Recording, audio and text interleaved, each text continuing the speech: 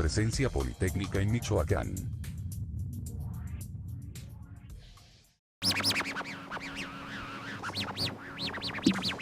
Buenas tardes, gracias por permitirnos estar nuevamente con ustedes. Mi nombre es Jaime Nava Velázquez, bienvenidos a la novena edición de su programa Presencia Politécnica en Michoacán. El día de hoy, el 16 de mayo, estamos transmitiendo en vivo desde los estudios de TNC Canal 34 Chiquilpa. Recordemos que a través de esta serie de programas pretendemos dar a conocer las actividades de investigación que se están desarrollando o que se han realizado en el CIDIL Unidad Michoacán.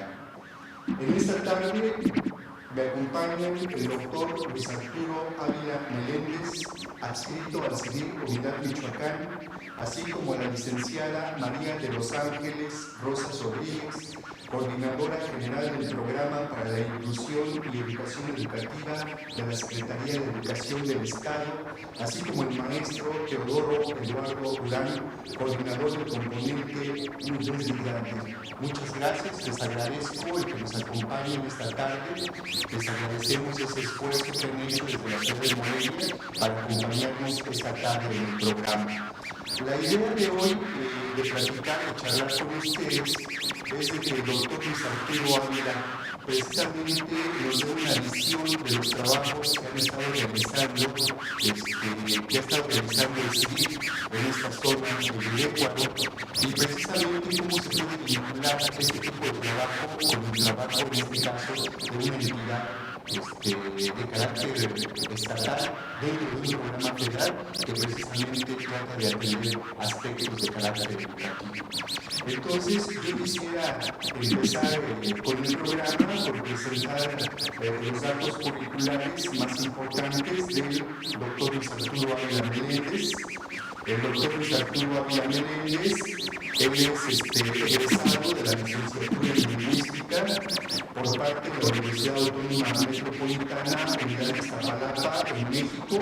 Posteriormente, en el año 2001, tiene una maestría en Antropología Social en el Colegio de Michoacán, AC, y posteriormente, en el año 2004, un doctorado en Antropología Social, también por el Colegio de Michoacán. Actualmente es miembro del Sistema Nacional de Investigadores en el nivel 1. Tiene en los últimos años 6 tesis dirigidas a nivel de maestría, tiene 21 publicaciones en revistas nacionales e internacionales y 3 libros, los cuales estamos observando aquí al frente. El primero de los libros es el que lleva por título Vinculación Universitaria No Hegemónica y Desarrollo Regional en México, publicado por el Instituto Politécnico Nacional, y es en que se encuentra en el extremo izquierdo, cerca donde está el doctor, el maestro Teodoro. Posteriormente, otro libro es Educación Superior Privada durante la Reforma Neoliberal en 2 regiones de Michoacán, también editado por el Instituto Politécnico Nacional. Y el tercero que tenemos casi aquí enfrente, Luis Arturo, es el que se refiere a desafíos del campo latinoamericano frente a la ciencia y la tecnología del siglo XXI, también editado por el Instituto Politécnico Nacional. Las líneas de investigación que maneja el doctor Luis Arturo fundamentalmente se refieren a la cultura regional en la educación, la ciencia y la tecnología, así como la apropiación social de tecnologías alternativas y estrategias de aprendizaje en aulas multilingües de niños migrantes jornaleros. Entonces, precisamente el título de este programa del día de hoy es Educación, Interculturalidad y Sociedades Sostenibles, lo cual además coincide con el tema o con la línea de investigación que se trabaja en el centro. Entonces, ahí me gustaría que empezáramos, doctor, en que nos comentaras cómo se define esta línea de investigación. Hace precisamente algunos días hacíamos un ejercicio en el centro de definir, de puntualizar un poco más lo que es las líneas de investigación del centro. Y precisamente comentabas que estas líneas de investigación se van construyendo a través del tiempo. Entonces, a mí me gustaría que nos comentaras cómo se va definiendo, cómo se va construyendo esta línea de investigación en la cual estás trabajando. Sí, bueno, muchas gracias, buenas tardes. Bueno, la idea de este título de Educación, Interculturalidad y Sociedades Sostenibles tiene que ver con ese esfuerzo de darle sentido a un conjunto de proyectos que a lo largo de pues ya casi 8 años hemos venido realizando varios investigadores adscritos al CIDIR Michoacán. Entonces, lo que estamos tratando de definir es un objeto de investigación común y bueno, este objeto de investigación tiene que ver con transformaciones en procesos educativos que están relacionadas con problemas de esta crisis ambiental global y problemas de gobernabilidad relacionados con la desigualdad. Parece, digamos, que a nivel global hay un cruce, digamos, entre problemas ambientales y problemas de desigualdad que están generando muchos conflictos en todas partes. Y dentro de ese panorama general, un aspecto muy importante que ha sido reconocido es precisamente todo el proceso de formación de las personas, o sea, la educación en un sentido muy amplio. Entonces, es como estamos tratando de definir este objeto de estudio, que es esos procesos y transformaciones que están surgiendo en distintos campos de la educación, tanto de educación formal, escolarizada, como procesos no formales o informales de educación. Un ejemplo lo tenemos en el mismo Politécnico Nacional. En el instituto tenemos un programa ambiental que, digamos, a nivel de institución maneja ciertas acciones de ahorro de energía, de reuso de residuos. Es un esfuerzo, digamos, como una reacción desde las instituciones de educación superior para construir sociedades sostenibles. Es más o menos, digamos, lo que está como objeto de estudio. Dentro de esta línea de investigación, ¿cuáles consideras que serían los retos más importantes que se pueden identificar? Sí, bueno, ya decíamos un poco que, digamos que la pertinencia o el por qué estamos definiendo esta línea de investigación tiene que ver con problemas de desigualdad social. A nivel mundial, Latinoamérica destaca como una de las regiones con mayor desigualdad social y dentro de esta región, México es parece que de los 2 países con mayor desigualdad social. Entonces, esto plantea retos muy importantes para cualquier institución, para, digamos, el buen desarrollo de la sociedad como un Estado nacional, digamos, ¿no? O sea, pues si partimos pues de que el Estado nacional pues es un acuerdo, digamos, colectivo para asegurar los derechos básicos de los pobladores, la desigualdad está planteando problemas muy fuertes para enfrentar y resolver los problemas inmediatos de las personas. Bueno, también hay que recordar que en México tenemos una diversidad cultural muy grande y una biodiversidad de ecosistemas también muy grande. Entonces, se conjuga, digamos, en estos problemas la diversidad cultural, la riqueza ecológica, que ambas, digamos, son consideradas fortalezas o riquezas del país, pero cuando están atravesadas por cuestiones de desigualdad, entonces se generan una, digamos, variedad de conflictos y de problemas que no es tan sencillo, digamos, obtener fórmulas que los resuelvan, ¿no?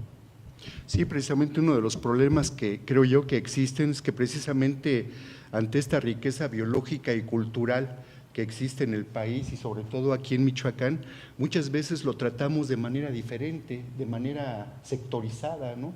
Bueno, el aspecto de riqueza biológica vamos a verlo en tal dependencia o en tal programa, y el aspecto de diversidad cultural vamos a tratarlo de abordar en programas diferentes, cuando realmente se tendrían que abordar de manera integral, porque uno va ligado al otro. Entonces, precisamente nuestro centro, como ya lo hemos comentado en varios programas de investigación, tiene como uno de los objetivos fundamentales es realizar investigación, pero que esta investigación esté orientada a la solución de problemas de carácter regional. Entonces, ahí me gustaría, ahorita acabamos de escuchar la opinión de Luis Arturo en relación a esta línea de investigación, educación, interculturalidad y sociedades sostenibles. A mí me gustaría la opinión de la gente de la Secretaría de Educación del Estado de Michoacán, licenciada María de los Ángeles, maestro Teodoro. Ahorita, en un primer acercamiento, ¿qué es lo que opinan de esta línea que se está planteando? realmente esta línea sería de interés, es de interés para ustedes en un primer acercamiento que vamos a dar en el programa. Buenas tardes. Efectivamente, yo creo que es muy importante esta línea de investigación que plantea Arturo, en el sentido de, pues necesitamos este tipo de investigaciones con muchos de los grupos vulnerables, como son los migrantes, a donde él está trabajando esta investigación. Estamos en coordinación con la Secretaría de Educación en el Estado y concretamente con el Programa para la Inclusión y la Equidad Educativa, que es un programa federal.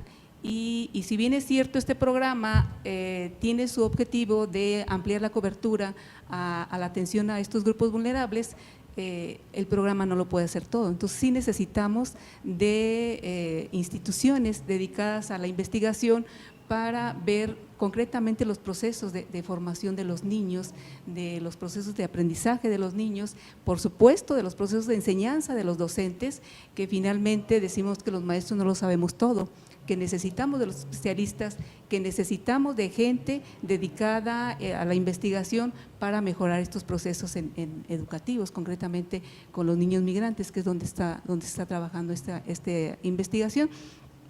Creemos nosotros que podemos hacer un buen trabajo, podemos aprovechar a los estudiosos, a los investigadores, pero puede ser muy benéfico para los niños, que finalmente es el objetivo del programa, ¿no? La atención educativa a los niños, en este caso a los niños migrantes. Maestra, ¿tuviera algún comentario? En principio, gracias por la invitación, por permitirnos participar de sus experiencias. Efectivamente, lo que dice el maestro Arturo es básico. O sea, hay que reconocer realmente que el país, México, es uno de los países que tienen mayor desigualdad. Recientemente ha habido pronunciamientos en los periódicos acerca de la desigualdad que se vive en el país. Tenemos una poca cantidad de pobres que detentan la mayor riqueza y tenemos una gran cantidad de pobres que viven en la extrema pobreza. Y bueno, pues ese es el caso de nuestros chicos, hijos de familias jornaleras agrícolas migrantes, que estamos atendiendo desde el 2006 en Yurécuaro y en Tanueto, Michoacán, y en otros rumbos del estado. Pero bueno, pues particularmente nos interesa Yurécuaro y Tanueto, porque es ahí donde estamos haciendo un trabajo conjunto con Arturo, y también hicimos algo de trabajo con alguna otra investigadora de aquí del Instituto Politécnico, con la doctora Adela Guerrero, con la cual estuvimos, Adela Miranda, con la cual estuvimos haciendo trabajo también ya desde el 2008, más o menos hemos estado haciendo trabajo con ella. Y bueno, pues ahora nos encontramos con Arturo, nos abrimos las puertas mutuamente, nosotros le abrimos las puertas de los campos agrícolas, ellos nos abren las puertas de la investigación, y entonces bueno, pues estamos haciendo un trabajo colaborativo en beneficio, en pro de los niños, que es nuestro principal objetivo. Muy bien, sí, la doctora Adela Miranda Madrid, que tuvimos la fortuna de que estuviera laborando algunos años con nosotros aquí en el centro, precisamente muy entusiasta en todo este trabajo que estuvo desarrollando ahí en la población de Yurécuaro. Actualmente, pues tengo entendido que sigue colaborando con nosotros, no de manera cercana físicamente, pero intelectualmente creo que esta relación se sigue dando de manera eficiente. Con ella y con esta Rocío, que fue estudiante de maestría aquí del centro y posteriormente hizo su doctorado en Chapingo. Entonces se sigue esta colaboración cercana, lo cual nos da gusto y nos permite ir integrando un grupo de trabajo importante. Y esta retroalimentación realmente de lo que se necesita por parte de las entidades del gobierno estatal con programas federales, es precisamente lo que nos enriquece, lo que nos puede orientar acerca del trabajo que es necesario realizar. Creo que hay una crítica muy fuerte del centro de hacer por investigación, pues prácticamente no va a dejar ningún beneficio en el corto plazo a la gente, ¿no? Entonces creo que este tipo de opiniones, este tipo de retroalimentación nos enriquece realmente en tratar de orientar nuestra línea de investigación, fortalecerla y tratar de que más gente participe en este trabajo de investigación. Bien, precisamente se ha preparado una primera cápsula sobre los hablantes de lenguas indígenas en Michoacán, esto ligado sobre todo a las cuestiones de tipo educativo, ¿no?, que en un momento dado pueden ser importantes. Bien, entonces vamos a ver la primera cápsula. Hablantes de lenguas indígenas en Michoacán. La diversidad lingüística existente en México está representada por 11 familias lingüísticas, 68 agrupaciones lingüísticas y 364 variantes lingüísticas. En el estado de Michoacán, la lengua indígena más hablada es la puré, la cual tiene la singularidad de no tener relación con ninguna otra lengua en México. Otra lengua importante es la del pueblo nahua, que habita la región de la costa sierra. Esta lengua proviene de la familia Yuto-Nahua, una de las 30 variantes del idioma náhuatl. En la región oriente existen los pueblos Mazahua y Otomí, cuyas lenguas forman parte de la familia Otomangue. El Mazahua hablado en Michoacán representa una de las 2 variantes de esta lengua, mientras que el Otomí de este estado es una de sus 9 variantes. Según datos del Instituto Nacional de Estadística y Geografía, el número de hablantes de lenguas indígenas de Michoacán se organiza de la siguiente manera: purépecha, 117.221 hablantes; nahua, 9.170 hablantes; mazahua, 5.431 hablantes; otomí, 732 hablantes; otras lenguas, 2.712 hablantes. Los municipios que registran mayor porcentaje de hablantes de lengua indígena con respecto al total del estado son Uruapan con 12.9%, seguido de Chilchota con 12.4% y Paracho con 8.5%. En conjunto, estos 3 municipios agrupan a la tercera parte de hablantes de lengua indígena en la entidad. En un segundo nivel se ubican los municipios de Los Reyes con 7.3%, Nahuatzen con 7%, Tangamandapio con 6.7%, Quiroga con 5.9%, Charapan con 4.3%, Cherán con 4.1%, así como Pátzcuaro con un 4%. El porcentaje que suman estos municipios es el 39.3% del total estatal de hablantes de lengua indígena. Al final se ubica una serie de municipios en los que son mínimos los porcentajes de hablantes de lengua indígena, tales como Zitácuaro con 3.5%. Cabe mencionar que este municipio concentra la mayoría de los pueblos Mazahua y Otomí. También están los municipios de Cueneo con 3.2%, Morelia con 2.7% y Aquila con un 2.4%. En el caso de la lengua purépecha, considerando el crecimiento demográfico y la vitalidad de la lengua, Mar y Sutón identifican algunos municipios en los que pudiera pensarse que tienen mayor probabilidad de restituir relaciones sociales importantes a nivel de comunidad, en tanto que logran mantener un crecimiento poblacional y un número de hablantes de lengua purépecha entre la población menor de 15 años, además de que no parece estarse integrando a un núcleo urbano mestizo y mantienen actividades laborales asociadas al campo. A este tipo de municipios los autores los denominan área núcleo, otros los denominan en transición y otros municipios en urbanización. La asociación entre migración jornalera y población indígena está en las relaciones históricas de despojo y desigualdad. Las condiciones demográficas de los municipios indígenas resultan acordes con la característica un tanto olvidada, pero sumamente importante, de la mano de obra que posibilita la proletarización en la agroindustria de México, su juventud. Las 2 entidades donde más de la tercera parte de la población indígena es joven son, coincidentemente, las de mayor proletarización.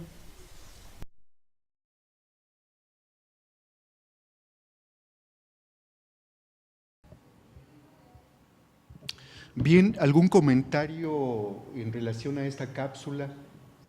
Sí, bueno, se mencionaba en la cápsula este asunto de la relación entre la migración itinerante personas que recurren, digamos, al trabajo jornalero en distintos campos agroindustriales en México y el origen indígena de esas comunidades. A lo mejor habría que agregar también que en este proceso, digamos, del modelo de desarrollo que se está aplicando actualmente, en estas comunidades indígenas también se vive algo que se ha llamado la acumulación por despojo, a partir, digamos, del modelo de desarrollo capitalista, y hay una coincidencia también entre municipios de origen indígena y zonas de gran riqueza de gran riqueza ecológica, ¿no? Entonces se traslapa nuevamente, digamos, este asunto de la diversidad cultural, la diversidad biológica y cómo está afectando el modelo de desarrollo actual a esas poblaciones, ¿no? Que están recurriendo, digamos, a migración itinerante para poder sobrevivir, y al mismo tiempo, al abandonar sus comunidades de origen, está, digamos, cuestionándose esta posibilidad de generar sociedades sostenibles en las comunidades de origen, ¿no? Eso es toda una cadena, digamos, de procesos que están ahí presentes. Muy bien, vamos a una pausa y regresamos con su programa Presencia Politécnica en Michoacán.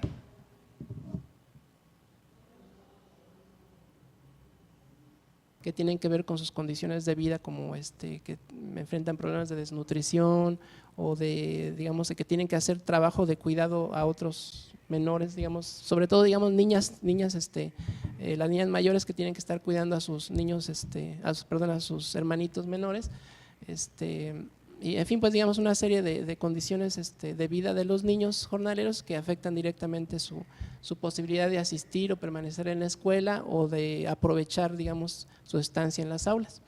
Entonces se trata, digamos, de abordar un problema de ejercicio de derechos humanos, de derechos sociales, en este caso del derecho a una educación de calidad, ¿no?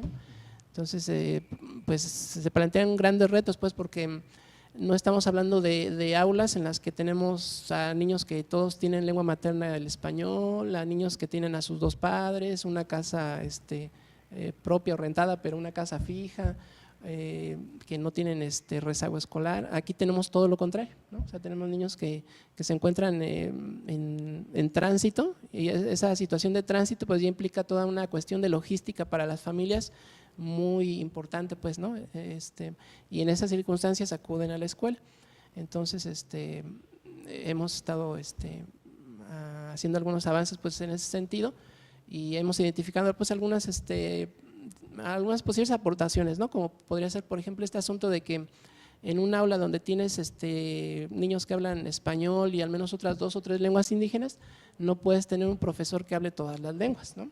Entonces pareciera que en esas circunstancias se vuelve valioso que los docentes que estén a cargo tengan algún entrenamiento en enseñanza del español como segunda lengua, ¿no? Entonces ahí ya no necesitas que el profesor hable todas las lenguas, sino que tenga algunos recursos que le permitan hacer el manejo de la lengua de instrucción, que es el español, como si fuera una segunda lengua en algunos aspectos, ¿no? Entonces ese es un punto, digamos, que estamos tratando de establecer. Otra propuesta que teníamos era que en las escuelas de origen de los niños, en las escuelas regulares, también se adaptaran los calendarios o la intensificación, digamos, de las horas clase o de las sesiones de clase en las comunidades de origen, para que los niños que están en estos circuitos migratorios pues pudieran aprovechar más la escuela cuando están en las comunidades de origen. Y así, digamos, como dice la maestra, o sea, no es que los investigadores sepamos cómo enseñar y les enseñemos a los maestros cómo hacerlo. Nosotros no sabemos, no somos docentes de educación básica. Se trata más bien que juntos, los investigadores que tenemos ciertas herramientas y los docentes que tienen también sus herramientas y sus recursos, juntos vayamos analizando los problemas y construyendo juntos una solución. Muy bien. Licenciada, maestro, ¿qué es lo que opinan ustedes en relación a las propuestas que está comentando Luis Arturo? Tengo entendido que la maestra es coordinadora del Programa de Inclusión y Equidad Educativa, mejor conocido como PIE, ¿sí? Y precisamente el maestro Teodoro incluye los aspectos del componente de la niñez migrante. Entonces, ¿cómo toman ustedes estas propuestas? ¿Realmente existe la capacidad o el interés o la estructura para retomar parte de la propuesta o la propuesta completa o empezar a trabajar de manera conjunta? O sea, ¿cuál es su opinión en este sentido? Sí, pues comentar primero que el Programa para la Inclusión y la Equidad Educativa es un programa federal, con recurso federal, por supuesto, y tiene la misión de contribuir a ampliar la cobertura de inclusión y equidad a grupos vulnerables. Dentro de los grupos vulnerables, para la Secretaría hay 5 tipos de grupos vulnerables a nivel nacional, que son los que contempla el programa, y son exactamente los niños indígenas, la atención educativa a los niños indígenas, la atención educativa a los niños migrantes, jornaleros agrícolas migrantes, la atención educativa a los niños que están en las escuelas multigrado de primarias, que por lo regular son las comunidades, a los niños de educación especial, a los jóvenes de telesecundaria, ¿sí?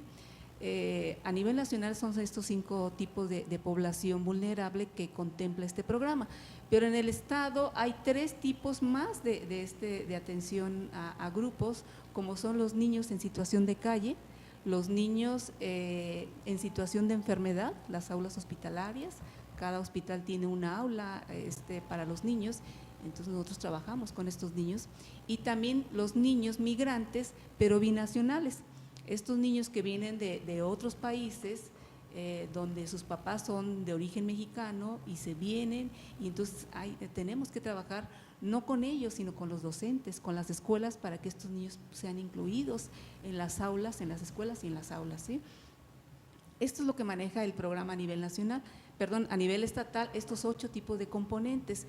En el caso concretamente, bueno, se tienen infinidad de actividades fundamentalmente para acciones para los procesos de aprendizaje de los niños, para la atención educativa de los niños. También hay acciones para la formación de los docentes.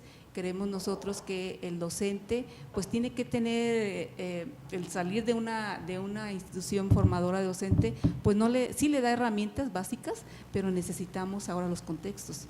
Los maestros salimos de la normal con una teoría buenísima, pero nos enfrentamos a contextos muy diferentes que la normal no nos enseña, ni siquiera nos menciona. Hay acciones en el programa también para fortalecer las escuelas en equipamiento, en materiales, y concretamente para los migrantes. El programa establece un cierto recurso para equipamiento de las escuelas de migrantes y de educación especial, y también hay para los materiales educativos. En la atención concretamente a los migrantes en el estado, bueno, pues se tiene a partir de 2006 que inició con otro nombre, ahora se llama Programa para la Inclusión y la Equidad Educativa, antes se llamaba Programa de Educación Básica para Niños y Niñas Jornaleras Agrícolas Migrantes, muy específico, y el programa, desde que nació como PRONIM, ahora como PIE, tiene un recurso para los materiales específicos de los niños. El Plan de Estudios Nacional marca las bases, la directriz, pero necesitamos como docentes o como programa los materiales específicos de acuerdo al contexto de los niños, ¿sí? Por lo tanto, también necesitamos pues formar a los maestros, seguir capacitándolos en talleres, ya en el contexto, y exactamente este tipo de investigaciones que marca Arturo con los docentes, pues vienen a fortalecer esa línea de trabajo del programa, ¿no? Donde nosotros tenemos que contextualizar los materiales. En la investigación con Arturo se reflexiona sobre la práctica docente del docente, sobre la intervención en el aula, ¿sí? Los maestros entonces aprenden sobre esta reflexión y permiten o dan las bases para crear los nuevos materiales educativos que se tendrían que trabajar con los niños migrantes. Efectivamente, también como lo dice la cápsula, los migrantes en su mayoría son indígenas. En las aulas de migrantes, sobre todo en Yurecuaro, llegamos a tener hasta 6, 7 lenguas diferentes en el aula.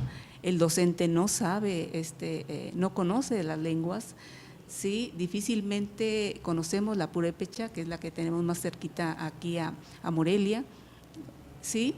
Pero no conocemos las 4 lenguas que se hablan en el estado. y entonces tenemos que entrar en procesos de formación con el docente.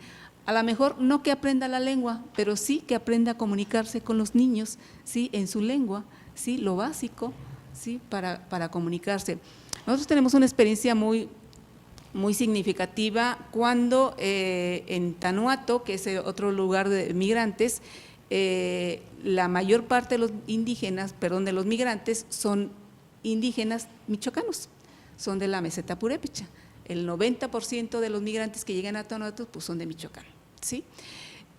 Nosotros tenemos maestros, estoy hablando del año 2012, 2013, tuvimos un director que es purépecha, que es un maestro indígena, y tenía puros maestros que no eran indígenas. Él era el director de esa escuela, de la escuela de migrantes. Estábamos en un acto y la maestra de ceremonias pues hablando en español, dirigiendo el acto y demás, todo, y cuando participa el director en su intervención, habla en purépecha, y fue tan impresionante cómo los papás inmediatamente callaron y atendieron. O sea, es tan importante tener un maestro, por lo menos que entienda la lengua, para poderse comunicar, porque es una forma de trabajar con los adultos y por supuesto con los niños, aunque los niños ya son bilingües, ¿sí? Tienen hablan el español, pero también hablan el purépecha. Entonces es muy importante que un docente pues se contextualice en los ambientes de migrantes, pues para que pueda hacer los procesos mejores y tengan estos niños, como dice Arturo, una educación de calidad, ¿no? Muy bien. Maestro. Creo que hay un factor muy importante en el asunto de el manejo de la lengua. Efectivamente no se aspira a que los maestros manejen ni siquiera una lengua, pero sí se aspira, y creo que ese sería el gran aporte del trabajo con Arturo, y que podemos compartir pues ideas y teorías en torno a la enseñanza de una segunda lengua, en torno al cómo los maestros tienen que enseñar una segunda lengua, y esa segunda lengua considerarla en el español. O sea, aparte de las 4 lenguas michoacanas, bueno, pues tenemos niños de la montaña de Guerrero, tenemos niños de Oaxaca, tenemos niños de Chiapas, tenemos niños de Morelos, o sea, tenemos niños de diferentes lenguas, entonces no podemos aspirar a que los maestros hablen todas esas lenguas, pero sí que tengan los elementos metodológicos para hacer un trabajo de enseñanza, un trabajo educativo en una segunda lengua, que sería el español. Hemos hecho, con esta idea que plantea Arturo también, de modificar calendarios escolares en las comunidades de origen, pensamos que es muy difícil esa situación, pero sí lo que hemos estado intentando hacer es concientizar a los maestros de las escuelas, de las comunidades de origen, para que no vean a los niños como pues llega muy tarde y ya no lo puedo recibir en la escuela, llega en enero y pues ya en enero no lo puedo recibir en la escuela, sino que los maestros lo reciban en cualquier momento que regresen los niños, porque bueno, pues los niños vienen de Los Reyes, vienen de la zona lacustre y vienen a Yurécuaro, y de Yurécuaro se van a Nayarit a veces y regresan a su comunidad de origen a lo mejor por allá por marzo o abril. Entonces el maestro dice, pues no, ya no lo puedo recibir en la escuela, aunque es una obligación y está establecido en reglamentos en la Secretaría de Educación Pública que el niño en cuanto llegue a la escuela se debe de recibir. Pues los maestros argumentan muchas cosas para no recibirlos. Entonces yo creo que haciendo algún trabajo en las comunidades de origen para concientizar y para generar la aceptación y la visibilidad de estos niños para otro tipo de trato y brindarles una escuela de calidad en los momentos que estén en su comunidad y en los momentos que estén en los campos de cultivo, yo creo que sería también un buen trabajo. Entonces, a mí las 2 propuestas me parecen buenas, la enseñanza del español como segunda lengua, y trabajo desde esa perspectiva con los maestros, que bueno, pues los maestros tampoco saben trabajar así, ¿no? Pensar que el español es una segunda lengua y que hay que trabajar con el español como segunda lengua. Y el otro asunto, trabajar en las comunidades de origen. Porque, bueno, pues en las comunidades de origen, si bien no pasan la mayor parte del tiempo, pero sí están un rato de tiempo que es necesario aprovechar el máximo tiempo que los niños puedan estar en las aulas educativas, en los espacios áulicos. Muy bien, pues precisamente se ha preparado una segunda cápsula que aborda los trabajos que se han estado desarrollando en Yurécuaro.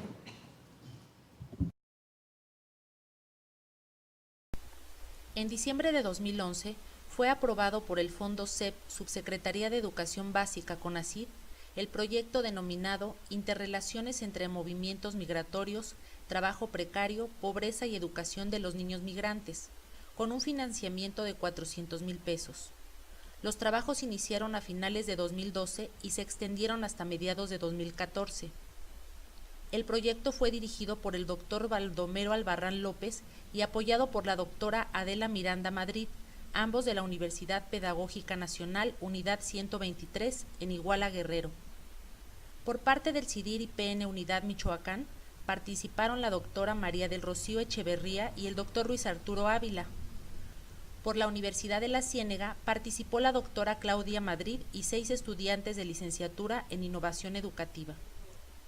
El objetivo del proyecto fue generar conocimiento en torno a los niños migrantes mediante el análisis de sus aspiraciones y posibilidades de superación, su forma de vida y problemas de aprendizaje, con el fin de elaborar una propuesta educativa e incidir en la formulación de la política pública para este sector, caracterizado por sus desplazamientos geográficos constantes y dedicación al trabajo precario. El grupo de trabajo asociado al CIDIR IPN Michoacán fue conformado por el doctor Luis Arturo Ávila y 3 estudiantes de licenciatura de la Universidad de la Ciénega del Estado de Michoacán. El equipo contribuyó al objetivo particular de revisar los programas educativos para niños migrantes con el fin de identificar las dificultades que enfrentan en su ejecución, sus deficiencias y fortalezas. Más específicamente, se propuso indagar las dificultades para llevar a cabo estrategias de aprendizaje cooperativo en las condiciones específicas del programa de educación básica para niños y niñas de familias jornaleras agrícolas migrantes, en Yurécuaro, Michoacán, destino de jornaleros agrícolas de diversos estados del país. Para ello, se utilizaron metodologías de investigación participativa. Desde marzo de 2012 hasta marzo de 2013 se realizaron observaciones de clase y se diseñaron actividades para promover el trabajo de los niños en pequeños equipos. Algunas sesiones fueron videograbadas para integrar a los profesores al análisis mediante la observación y discusión de los videos. El producto más inmediato fue la tesis colectiva de licenciatura que fue entregada a las autoridades de PRONIM en 2013. Actualmente está en proceso la publicación de un artículo que resume algunos de los resultados. Resultó importante reconocer 2 ámbitos problemáticos distintos porque permite organizar información de un proceso muy complejo como lo es la educación escolar en grupos heterogéneos. Los grupos escolares de PRONIM integran estudiantes con desempeños académicos diferentes, con extraedad y muchos de ellos aprendieron el español como segunda lengua. Además, los niños permanecen en los grupos por periodos cortos, muchas veces menores al ciclo de 5 meses que establece el programa. Se encontró entonces, por una parte, problemas asociados al ámbito institucional, necesidades de formación de los docentes, condiciones laborales desfavorables, limitaciones presupuestales o de infraestructura, los efectos de las creencias y representaciones de docentes y alumnos sobre la escolaridad que afecta las prácticas de enseñanza. Un problema de formación y de expectativas es, por ejemplo, el que la mayoría de los docentes tienen una representación del aprendizaje de la lectoescritura que iría supuestamente de lo más simple a lo más complejo, iniciando con la asociación de letras a sonidos. Se observa recurrentemente que la práctica de la lectoescritura se reduce a transcribir al cuaderno enunciados escritos en el pizarrón o en algún libro. Dicha práctica es consistente con una creencia de que se aprende a leer y escribir por repetición. Al parecer, dicha práctica es adoptada también por la dificultad que representa organizar actividades diferenciadas según el desempeño del alumnado, o bien diseñar actividades en equipo que permitan realizar funciones diferentes y adecuadas para cada integrante. Por otro lado, se identificaron problemas asociados con relaciones de desigualdad del contexto en el que están insertos los centros escolares que atienden a los niños y niñas migrantes. La discriminación y segregación de la población migrantes puede afectar las dinámicas escolares. En investigaciones de otras partes del mundo, en contextos con menor desigualdad, se ha notado que a pesar de mecanismos para promover interacciones positivas en el aula, los alumnos reconocen que eso no elimina la discriminación social fuera de la escuela. De tal manera que en un contexto de alta vulnerabilidad de la población migrante, el problema de la desigualdad es un reto cotidiano que permea de alguna forma las actividades escolares. Se publicó además una ponencia en el primer Congreso de Educación Matemática de América Central y el Caribe, realizado en República Dominicana. En ella se resume la pertinencia de capacitar a los docentes de PRONIM en técnicas de enseñanza de segundas lenguas debido al contexto multilingüe en el que actúan. Se observó en las aulas que había niños que hablaban una lengua indígena como lengua materna que tenía un adecuado desempeño en matemáticas, pero que la lengua española escrita resultaba una limitante en vez de ser un instrumento de apoyo para avanzar en los conocimientos matemáticos. Dada la variedad de idiomas que están presentes en las aulas de las escuelas que atienden a la niñez migrante, lo más adecuado es que los profesores asuman que en las aulas hay un elevado porcentaje de alumnos para los cuales el español es una segunda lengua y además asuman que la gran mayoría de ellos nunca han tenido la oportunidad de tener un aprendizaje escolar a través de su lengua materna. Esta última condición es importante porque se ha demostrado que quien en sus primeros años de escuela no es enseñado en su lengua materna, se provoca una barrera cognitiva que tiene dos efectos negativos. Por una parte, la lengua materna no se desarrolla ampliamente en cuanto a sus posibles funciones sociales, por ejemplo, en el manejo de situaciones formales o en la descripción de procesos complejos. Y por otra, la segunda lengua, la lengua de instrucción, no puede aprovechar esquemas cognitivos generales, pero importantes que fueron desarrollados en la lengua materna. Además, se publicó en 2013 también un capítulo titulado Yo compré un libro mágico para que vaya a poder leer. Implicaciones educativas de la migración rural infantil en México, editado por la Universidad Nacional Autónoma de México. En él se describen algunos de los retos y la propuesta de adecuar parcialmente los calendarios escolares de las escuelas en las comunidades de origen, de tal manera que los niños migrantes aprovechen mejor su estancia en dichos centros educativos antes de iniciar su ciclo migratorio. Las experiencias de investigación que realizamos en las aulas del Programa de Atención a la Niñez Migrante desde 2012 nos han permitido identificar que la alta rotación de docentes y directivos y la necesidad de muchos de ellos de tener otro empleo limita la formación de una memoria colectiva, un aprendizaje colectivo a nivel de centros escolares que permita consolidar un proyecto escolar de largo plazo.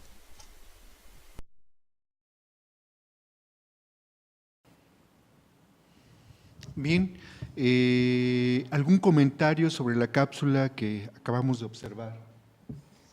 Bueno, algo importante que, digamos, aprovechando pues aquí la presencia de los compañeros, es importante tener en cuenta el asunto de los tiempos, ¿no? De los tiempos de la investigación y los tiempos del programa pues de atención que ofrece servicios educativos a los niños. Los profesores están en una cotidianidad pues abrumadora, ¿verdad? Porque tienen que atender todos los días varias horas a los niños, preparar cada día su plan, bueno, por semana su plan de clase, ejecutarlo, diseñar los materiales. Entonces el tiempo, digamos, para la reflexión pues se reduce, ¿no?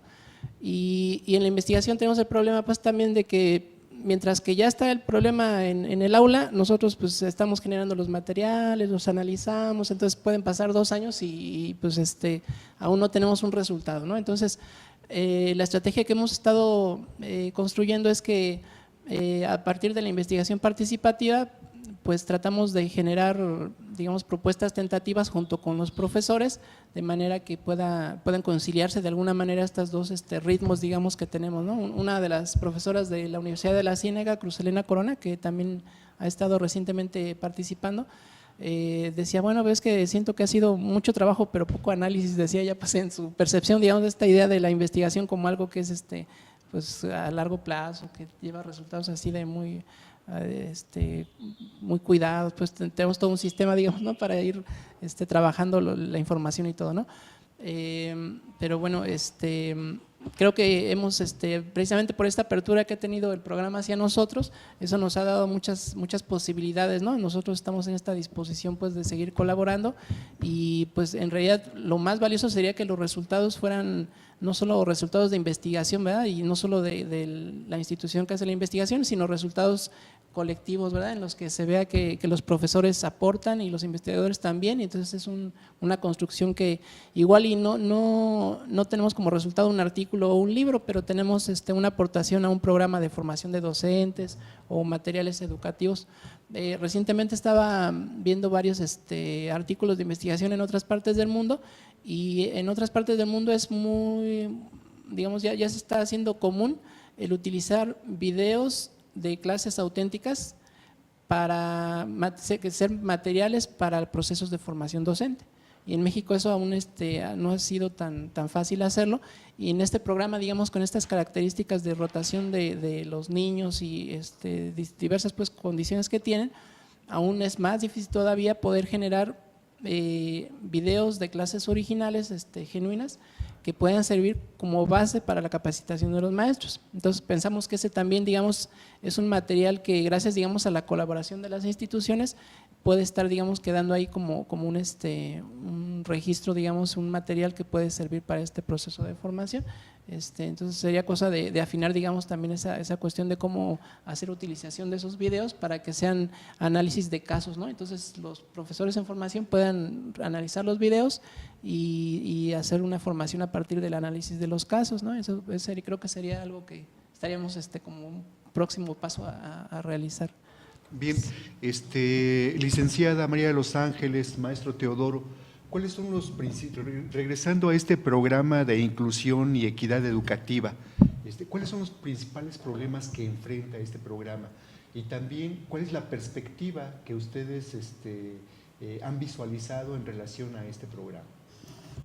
Sí, creo que el programa, la atención educativa para los niños migrantes, desde que inicia con muchas carencias que, bueno, veníamos arrastrando del PRONIM, el programa de niños de educación básica para niños y niñas de jornales agrícolas migrantes, y ahora con el PIE, bueno, pues los seguimos teniendo, que tiene que ver con los docentes, ¿sí?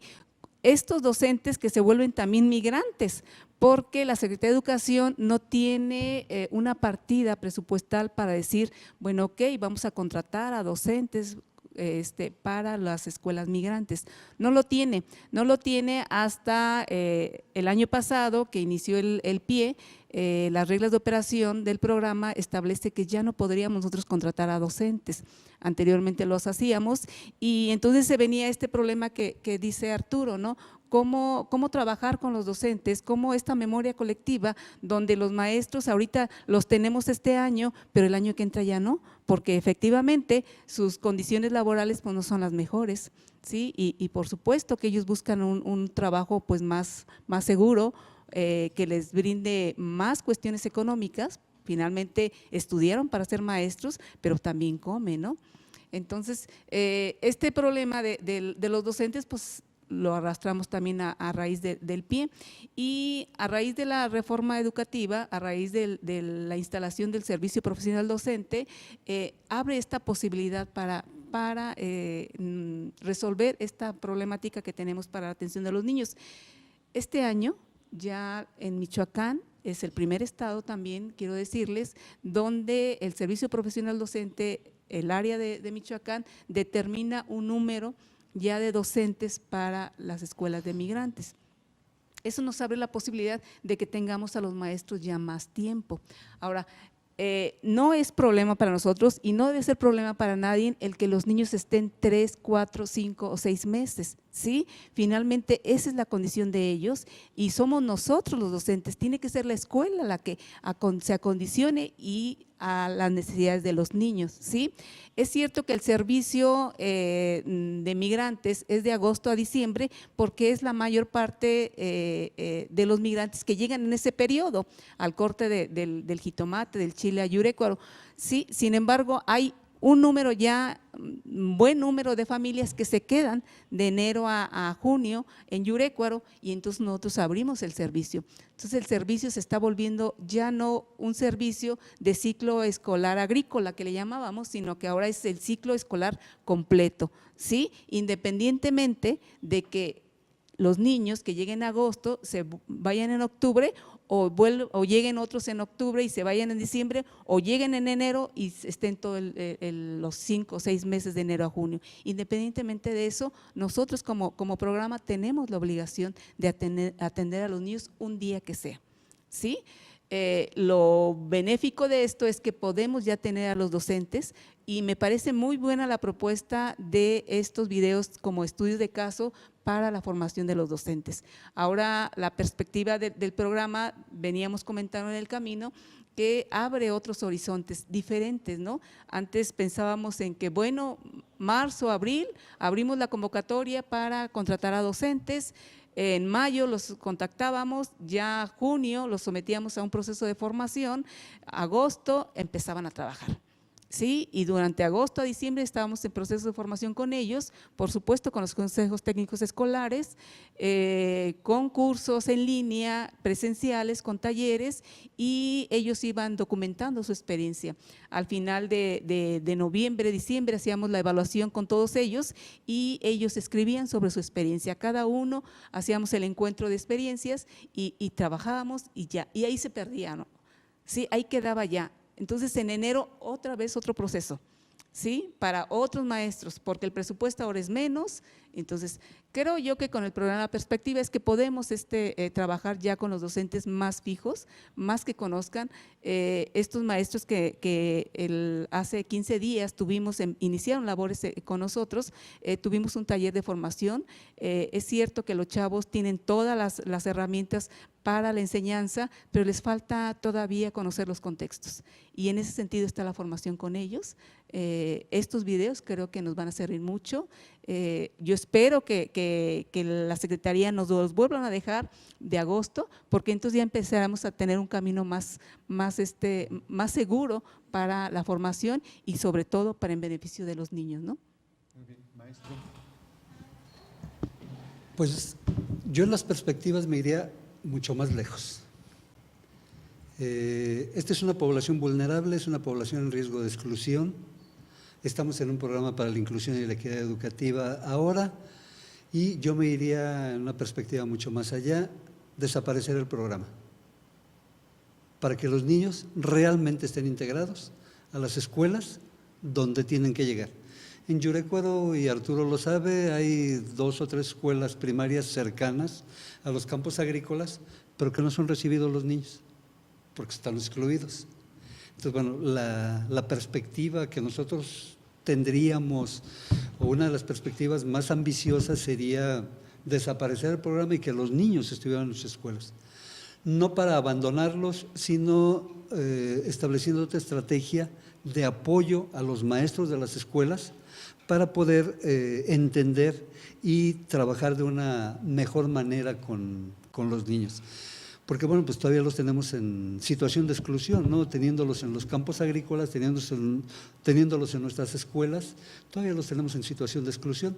Entonces, como que la perspectiva tendría que ser mucho más ambiciosa, como que la perspectiva tendría que ir mucho más allá, hacer efectivo el proceso de inclusión educativa y pues como consecuencia un proceso de inclusión social que estaría reunido con todo este proyecto de abatir la desigualdad, ¿no? Para estos grupos vulnerables. Creo que por ahí iría la perspectiva. Muy bien. Luis Arturo, regresando a la línea de investigación, o sea, nosotros tenemos una maestría en producción agrícola sustentable y tenemos esta línea de investigación. O sea, a mí me gustaría que nos comentaras cómo se inserta esta línea de investigación en la formación de recursos humanos, tanto de la maestría como del doctorado. Bueno, en el CIDIR vamos a cumplir este año 10 años con la maestría en producción agrícola sustentable. Estamos festejando que este año cumplimos 10 años. Y bueno, una característica tanto de esta maestría como la del doctorado en conservación del patrimonio paisajístico ha sido que promueve proyectos interdisciplinarios o un análisis de las situaciones de manera integral, es decir, tratando de ver la parte de las problemáticas ecológicas, biológicas, geológicas o hidrológicas, pero también la parte de la política, la economía, la cultura, las relaciones sociales. Entonces estamos en el CIDIR en un proceso de aprendizaje también para construir este tipo de líneas interdisciplinarias, que no es tan fácil. Y en ese sentido la maestría pues se plantea con claridad que trata de abordar digamos los problemas agronómicos, pero también los problemas de la agricultura como práctica social. Entonces, en ese sentido, esta línea de educación, interculturalidad y sociedades sostenibles, pues por un lado tiene que ver con los problemas que genera el modelo de desarrollo y en particular el sistema agroalimentario nacional, que promueve el monocultivo, el uso de agroquímicos, que es de donde estamos comiendo prácticamente todos. Y bueno, a ese modelo se integra población de comunidades campesinas, indígenas que se dedican a la producción familiar de alimentos. Entonces, todo este esquema, digamos, este panorama general es el que esta línea nos permite también identificar. Algunos estudiantes de la maestría pues sí comentaban al principio de que qué tenía que ver pues la cuestión social con la agronomía, pues, pero ya después de llevar algunas materias pues con nosotros, hay una materia obligatoria que se llama Problemáticas Agrícolas de México, en donde se observa, digamos, estas conexiones, digamos, que existen y ya pues les cae el 20 pues de qué se trata, ¿verdad? De que no es nada más una solución técnica la que tienen que ofrecer, sino que deben de ponerla en un contexto político, ¿no? En ese sentido creo que esta línea puede contribuir mucho. Muy bien. Luis Arturo, ¿y qué propones para consolidar esta línea de investigación? ¿Está consolidada? ¿Falta por consolidar? ¿Qué propondrías tú en caso de que se tenga que consolidar? Bueno, pues como tú me comentabas que tengo esta idea pues de que las líneas se van construyendo con los años. Hemos tenido experiencias positivas de colaboración con compañeros que son de ciencias naturales. En este libro, por ejemplo, estamos publicando con Estanislao Martínez, ¿no? Un trabajo que hicimos sobre estufas solares. Y así tenemos varios trabajos hechos con compañeros que no son del área social y bueno, pues eso nos ha generado algunas primeras experiencias para poder formar líneas interdisciplinarias. Entonces, la primera, digamos, cuestión que estamos tratando de hacer es integrar a otros compañeros que son del área de ciencias naturales a esta línea, de manera que juntos, digamos, vayamos aprendiendo cómo desarrollar los proyectos. Y la otra es consolidar las relaciones con otras unidades académicas. Actualmente tenemos esta relación con el CIECAS, que es otro centro del Politécnico, y con la Escuela Superior de Turismo, en la que estamos dirigiendo a dos tesistas de la licenciatura en turismo. Vinieron acá a hacer trabajo de campo a Michoacán y están trabajando con una cuestión de ¿cómo se llama? Cocina tradicional en una comunidad de Chilchota. Entonces, por ahí esos serían los dos aspectos que estamos trabajando. Muy bien. Para terminar el programa, me gustaría escuchar un comentario final de cada uno de los participantes. Si quieres, empezamos con la licenciada María de los Ángeles, por favor. Pues antes que nada yo quiero agradecer que hayan a Arturo que se haya fijado en los migrantes para trabajar una línea de investigación que nos favorece a todos. Yo lo decía al principio, nosotros los maestros no lo sabemos todo, sí necesitamos de especialistas que nos metan en estos procesos de reflexión para mejorar la práctica. Yo les agradezco mucho que podamos seguir trabajando y yo espero que no solamente sea Yurecuaro, que se animen a trabajar porque aun cuando son migrantes, igual Coahuayana y Antunes, aunque son migrantes también, son jornaleros agrícolas migrantes, son contextos diferentes y son de diferentes, sí, e incluso grupos indígenas diferentes. Entonces, ojalá se animen a trabajar más allá de Yurecuaro. ¿Sí? Gracias. Bueno, pues igual agradecer pues la oportunidad de hacer un trabajo conjunto, la oportunidad de hacer un trabajo colectivo y bueno, pues que veamos reflejado en los maestros, los resultados de estos procesos de investigación. Nosotros estamos participando en otros procesos de investigación también con la Universidad Michoacana, con la Facultad de Psicología de manera particular, en los proyectos con CONACYT, y bueno, pues todo eso nos enriquece.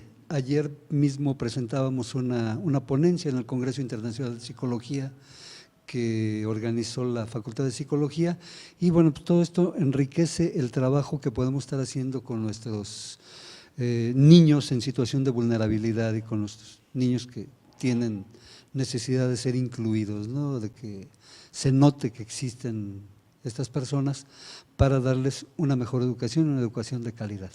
Gracias, Arturo, gracias por la invitación. Luis Arturo, un comentario final. Pues nada más recordar que pues ahorita me tocó a mí estar aquí en la entrevista, pero en realidad digamos que los resultados de la línea han sido fruto de varios compañeros pues que han estado en algún momento en el CIDIR y que están todavía algunos en el CIDIR, y también pues de los compañeros que nos permiten acceder digamos a los espacios institucionales. Muy bien, pues no me resta más que agradecer a la licenciada María de los Ángeles Rosas Rodríguez, gracias licenciada por acompañarnos, igualmente al maestro Teodoro Eduardo Durán, gracias maestro por acompañarnos, Luis Arturo, gracias, atrás de cámaras Carlos Cuellar Maravilla y el maestro Fabián Villalpando Barragán, quien además es el productor del programa. Mil gracias al licenciado José Ciprés Villaseñar por este espacio de televisión, y como todos los martes de cada 15 días, gracias nuevamente Fernando. Por el día de hoy es todo, agradecemos su atención y los esperamos en la próxima emisión de su programa Presencia Politécnica en Michoacán. Que pasen buena tarde.